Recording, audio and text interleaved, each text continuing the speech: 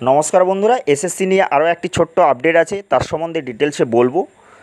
The smart videos চ্যানেলে আপনাদের স্বাগত জানাই, আমি সৌমেন। তো এসএসসি নিয়ে আগের সপ্তাহে একটা ভিডিও বানিয়েছিলাম এবং বলেছিলাম আপনাদের 16 তারিখ এসএসসির যে অফিসিয়াল ওয়েবসাইট সেখানে কিন্তু বিজ্ঞপ্তি জারি করবে। যথারীতি আজ বিজ্ঞপ্তি জারি করেছে এবং আপনারা আজ থেকেই অ্যাডমিট ডাউনলোড করতে পারবেন ইন্টারভিউর জন্য। তো সেই সম্বন্ধে ডিটেলস বলার আগে আপনাদের বলবো, আমাদের চ্যানেলে যদি নতুন হয়ে থাকেন চ্যানেলটিকে সাবস্ক্রাইব করে নেবেন এবং পাশের বেল আইকনে ক্লিক করে সমস্ত নোটিফিকেশানগুলো সবার আগে পেয়ে যাবেন। তো মূল টপিকটি আমরা দেখে নিচ্ছি। উচ্চ প্রাথমিকে শূন্যপদ কত, বিজ্ঞপ্তি জারি এসএসসির। মামলার গেরোয় কার্যত থমকে উচ্চ প্রাথমিকের নিয়োগ প্রক্রিয়া। নিয়োগে অনিয়মের অভিযোগে কলকাতা হাইকোর্টে আগেই বড়সড় ধাক্কা খেয়েছে স্কুল সার্ভিস কমিশন।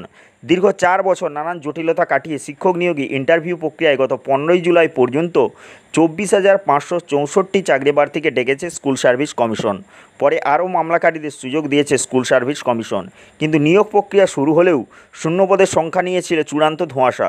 30,000 শূন্যপদে নিয়োগের দাবিতে লাগাতার আন্দোলন হলেও তা কার্যত পাত্তা না নিয়ে উচ্চ মাধ্যমিকে শিক্ষক নিয়োগের শূন্যপদের ঘটনা এসএসসির। চাকরিপ্রার্থীদের দাবি করেছিলেন অন্তত শূন্যপদ আপডেট করে বেশি সংখ্যক শূন্যপদ নিয়োগ করুক কমিশন, কিন্তু চাকরিপ্রার্থীদের সমস্ত আশায় জল ঢেলে এবার শূন্যপদের বিজ্ঞপ্তি জারি কমিশনের। শুক্রবার বিজ্ঞপ্তি দিয়ে কমিশনের তরফে জানানো হয়েছে 14,339 শূন্যপদে নিয়োগ হবে। একটি সাদা পাতায় total final vacancy excluding 10% reservation for para teacher 14,339 এই শব্দ বন্ধ ব্যবহার করে জারি হয়েছে বিজ্ঞপ্তি। কিন্তু বিজ্ঞপ্তির ধরন দেখে চূড়ান্ত ক্ষুব্ধ চাকরিপ্রার্থীদের একাংশ, কারণ যেভাবে কমিশন বিজ্ঞপ্তি দিয়ে থাকে তা এক্ষেত্রে মানা হয়নি। নেই কোনো স্বাক্ষরও, বিজ্ঞপ্তি নেই কোনো মেমো নাম্বার, তারিখ, কিন্তু কেন এইভাবে এই বিজ্ঞপ্তি, কেন আপডেট করা হলো না শূন্যপদ, প্রশ্ন তুলেছেন চাকরিপ্রার্থীদের একাংশ।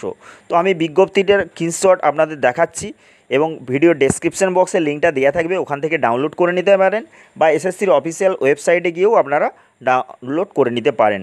2015 সালে 16ই আগস্ট আপার প্রাইমারি শিক্ষক নিয়োগের পরীক্ষা গ্রহণ করে স্কুল সার্ভিস কমিশন। 1 বছর পর 2016 সালে 14ই সেপ্টেম্বর ফল প্রকাশ করে। আরও 2 বছর পর 2018 সালে চাকরিপ্রার্থীদের ডকুমেন্ট ভেরিফিকেশনের জন্য তালিকা প্রকাশ করা হয়।